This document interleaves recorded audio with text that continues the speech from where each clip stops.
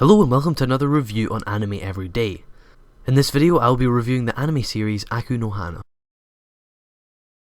Aku No Hana, also known as Flowers of Evil, is a twisted look into how the human brain can be completely broken down and manipulated. Aku No Hana was a very hard anime to watch, not just because of the animation, which I will get to, but because of the very dark, realistic storyline. Every single episode of the show stabs you in the gut with a rusty blade, and then, as soon as you think you can stand back up again, bang, it stabs you again. What makes Aku No Hana so disturbing is that the despair created in each episode isn't due to any superpower or magic tricks. It's just pure psychological torture of a young, helpless mind. This isn't by any means a happy story, so if you can't handle dark tales that literally hurt inside to watch, then don't watch the show. Maybe try K-On!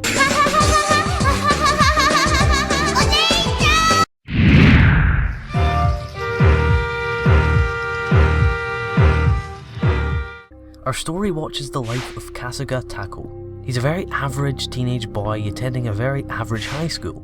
He doesn't have very good grades and nothing exciting really happens in his life. Unfortunately, our friend isn't saved by any magical harem or superpower from the future. But his life does change dramatically when one day after school he finds himself alone in the classroom. Being an adolescent teenager going through puberty, he decides to have a look at some of the girls' gym uniforms. He stumbles upon the uniform of Saiki Nanako, someone he considered to be the most purest, most perfect girl in the school. Suddenly, he hears a noise from the hallway. Caught up in the moment, he runs out of the class, out of the school, and back home with the gym costume.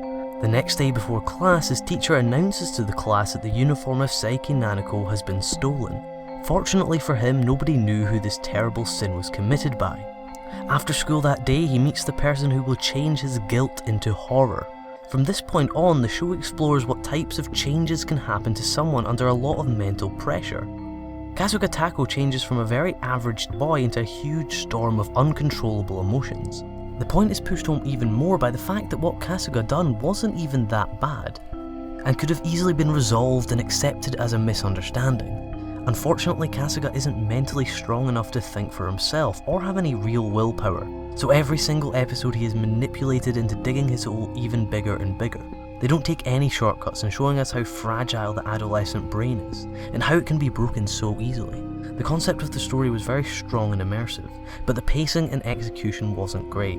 Throughout the whole show, everything is very slow, and sections of an episode that should maybe take 10 or 20 seconds ended up taking minutes. I found myself drifting away and getting bored at points due to the lack of anything really happening. In fact, every episode really should have taken about 10 minutes max, but they ended up stretching everything out. You could argue that it was all part of immersing you into the psychological trauma, but it ended up being very boring at points.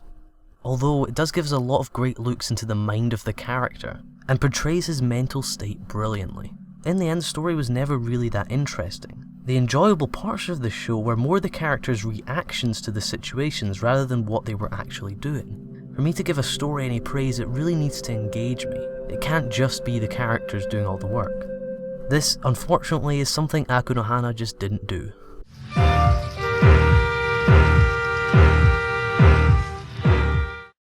So there's really three main characters in this show. They're all completely different and have varying levels of influence on the show. Takao Kasuga is the main character. The story revolves around him completely, but he's probably the most shallow character of the show. Kasuga plays as a puppet for the other characters to manipulate. He doesn't really have any personality or individuality. This doesn't mean he's a bad character by any means, but it's not Kasuga that makes Kasuga an interesting character. It's how he's affected by other characters and how he reacts to situations that make him an interesting character. Kasuga is the perfect character for this show. He has absolutely no willpower whatsoever, meaning that the other characters can completely abuse and manipulate him. Without the other characters' input, Kasuga would be nothing. A mere empty character. Kasuga is just a plain default human, waiting for other people to input their emotions into him. It also makes me feel that he isn't actually a character at all, just an item for the other characters to use, mainly Nakamura. Nakamura is the villain of the series. She's the one that makes this small misunderstanding a 13-episode roller coaster. Nakamura uses Kasuga as a puppet for her own entertainment throughout the whole series. She puts him into terrible situations, making him break down emotionally just to see how he'll react. so you don't get the feeling that she has as much ill intent. The characters' mental states are what really stirs the problems up. None of the characters can really control themselves, and just get deeper and deeper into despair without any hopes of really returning. It's really hard to watch the characters destroy themselves psychologically every single episode. This is something that pops up a lot in Aku No Hana, and I can't say it gives the show any positive boosts at all. The writers do a great job of immersing us into the feelings and confusions of the characters, but they never really make it easy to watch. Finally, we have Saeki. She's a normal character that seems to be mentally stable. She sees Kasuga as someone different, but in a good way. She's attracted to Kasuga due to him being a little bit different from everybody else in the school. But I never really felt that Saeki understood Kasuga or Nakamura. She just seemed to see Nakamura as a normal high school girl who just happened to be a little bit different. She doesn't understand that what's going on inside Kasuga and Nakamura's head isn't like any other normal high schooler.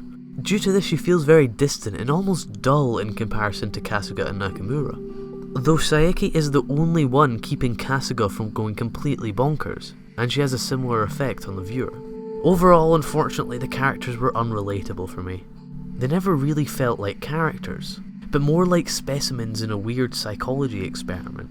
But it was interesting to see how they broke down throughout the series, something that most anime don't even come close to doing.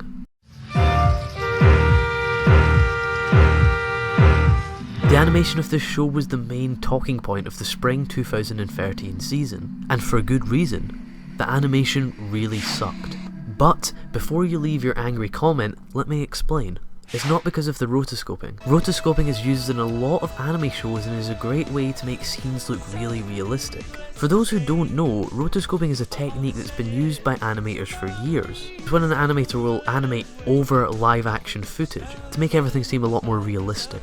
Rotoscoping is not the problem with Aku No Hana's animation. The problem is that it's dull, boring, and lacked detail. Any character that wasn't close enough ended up losing their face or outlines. There was also a lot of awkward pauses and still frames.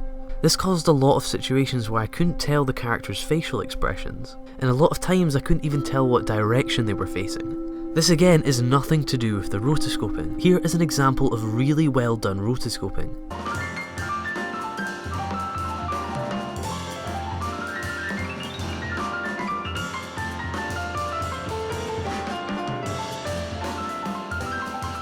And it looks really good. Aku No Hana didn't do this. This, in my opinion, is the show's biggest flaw, and it ruined so many potentially great scenes. There wasn't really anything good about the animation. Everyone, including the background characters, were drawn identically with no real identities, and the backgrounds were dull and overused. I understand that the world is meant to look a little bit odd and ugly to mirror Kasuga's skewed view of the world, but there are so many better ways they could have done it.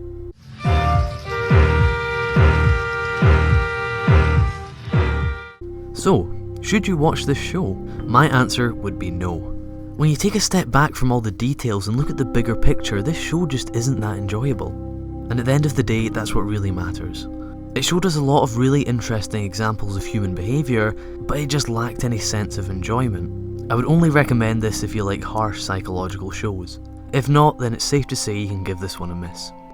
So, that was my review on Aku No Hana. I'm actually coming up to 500 subscribers.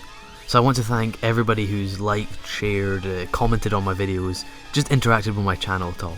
It actually helps a lot more than people think it does. People say, oh, please like my video a lot in videos, and you never really know, unless you make videos, how important those are. So take my word from it, they are very important. I do appreciate every single person who likes, comments, shares my video, etc, etc. So, thank you very much for watching guys, and I'll see you guys in the next video. Goodbye.